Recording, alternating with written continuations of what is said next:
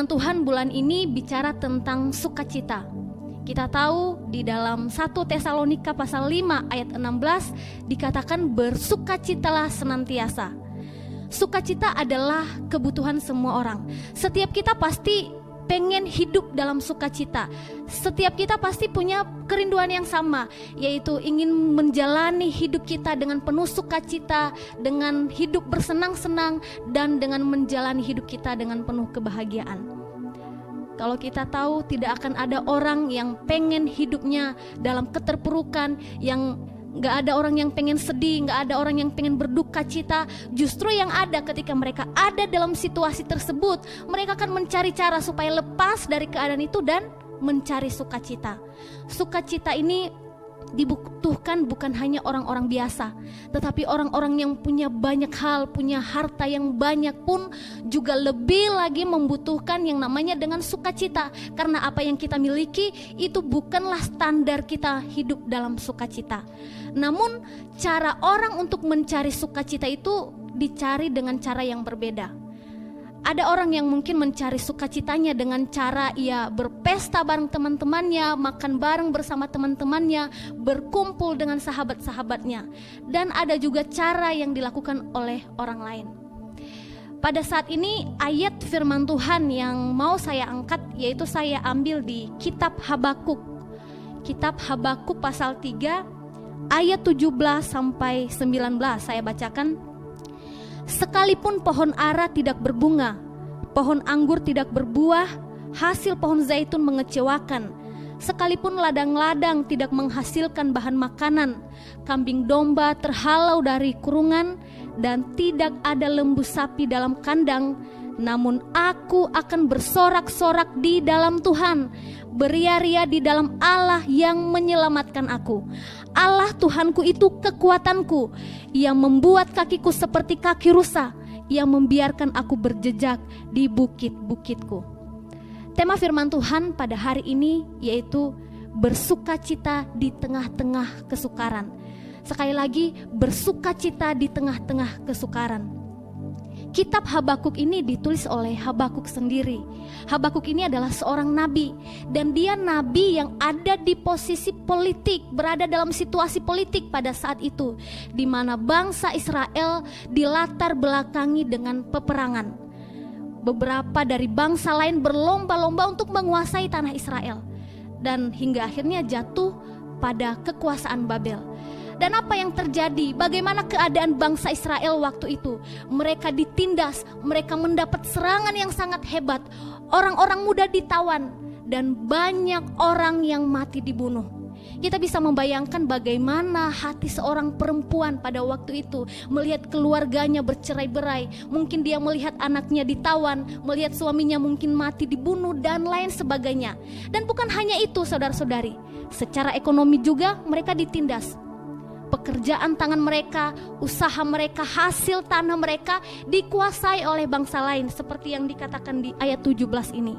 Itulah keadaan mereka. Dan di dalam kitab Habakuk ini, Habakuk tidak bernubuat. Yang ada yaitu dia lebih banyak waktu berdialog dengan Tuhan dan membawa banyak pertanyaan kepada Tuhan. Kenapa? Karena dalam situasi yang tertindas, dalam situasi yang sangat buruk yang mereka alami, kok Tuhan kayak diam? Tuhan seakan-akan membiarkan, Tuhan seakan-akan tidak berbuat apa-apa. Sampai Habakuk bilang, bangsa-bangsa lain lebih berdosa daripada bangsa ini. Kenapa Tuhan tidak membela? Nah, tapi hal yang luar biasa ketika kita membaca ayat 18, Habakuk berkata, namun aku akan bersorak-sorak di dalam Tuhan, beria-ria di dalam Allah yang menyelamatkan aku. Bukan hal yang gampang untuk bersukacita kepada Tuhan atas apa yang sedang mereka alami. Tetapi kenapa Habakuk bisa bersukacita di tengah-tengah keadaan yang tidak memungkinkan untuk bersukacita? Kenapa? Alasannya yaitu karena Habakuk hidup di dalam Tuhan. Saudara-saudari yang dikasihi Tuhan, bagaimana cara kita supaya kita bisa bersukacita melewati masalah dalam hidup kita? Poin yang pertama adalah hidup di dalam Tuhan.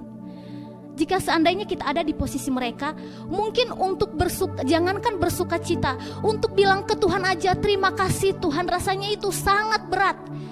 Tetapi apa yang membuat Habakuk bisa bersuka cita? Karena dia hidup di dalam Tuhan.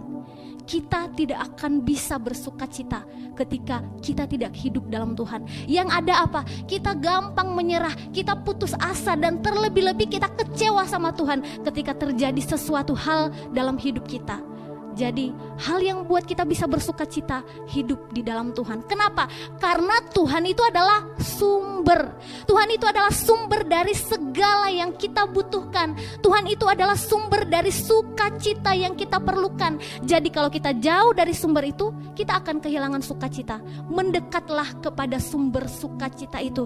Karena hanya di dalam Tuhan ada sukacita. Hanya Tuhan yang mampu memberikan kita kekuatan.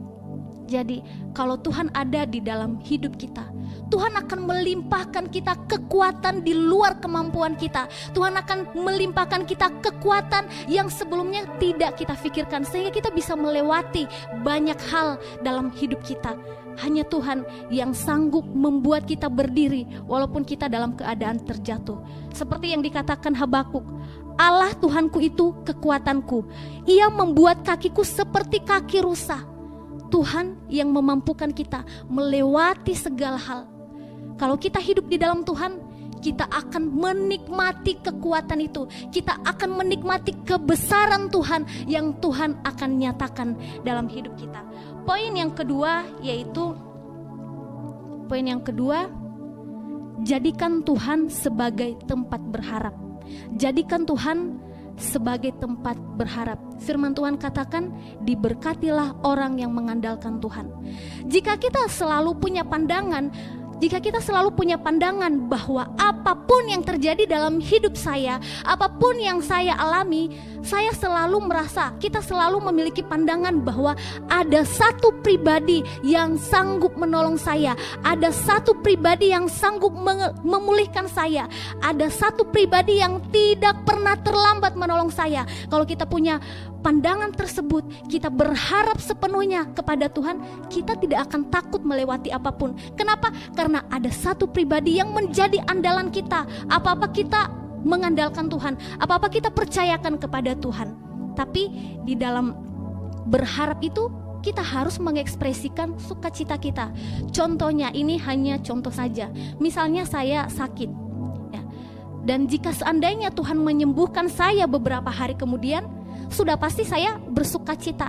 Tetapi yang Tuhan mau, saya itu bersuka cita bukan hanya di saat saya sembuh, tapi selama masa-masa proses pemulihan, Tuhan juga ingin melihat saya bersuka cita.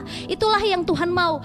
Tuhan mau kita itu bersuka cita bukan hanya saat Tuhan menjawab doa kita, bukan hanya saat Tuhan menyatakan kebesarannya dalam hidup kita, tetapi yang Tuhan mau, kita bersuka cita melewati proses-proses pemulihan yang Tuhan sediakan hingga kita tiba di titik di mana Tuhan nyatakan mujizatnya dalam hidup kita. Poin yang ketiga adalah, sadarilah yang Tuhan izinkan itu adalah ujian dari Tuhan. Isi dari kitab Habakuk ini bicara tentang ujian iman. Bagaimana di dalam masa kesukaran mereka, Tuhan ingin melihat iman mereka. Kalau mereka tetap beriman, Tuhan akan membela mereka. Tuhan akan menghukum bangsa yang menghukum mereka, dan Tuhan akan memulihkan keadaan Israel. Ujian iman.